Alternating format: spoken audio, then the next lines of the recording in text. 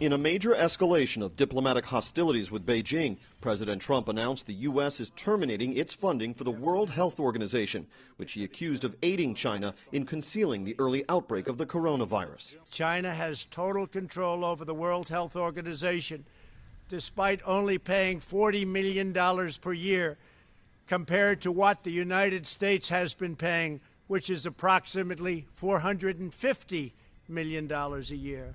Mr. Trump's brief remarks, billed as a news conference but ended without taking any questions from reporters, included the harshest denunciations of China by any president in modern memory. For decades, they've ripped off the United States. China raided our factories, offshored our jobs, gutted our industries, stole our intellectual property, and violated their commitments. China's cover-up of the Wuhan virus allowed the disease to spread all over the world, instigating a global pandemic that has cost more than 100,000 American lives and over 1 million lives worldwide. These plain facts cannot be overlooked or swept aside. The president also announced an end to various exemptions for Hong Kong, over which the Chinese government has recently moved to tighten mainland control. My announcement today will affect the full range of agreements we have with Hong Kong, from our extradition treaty to our export controls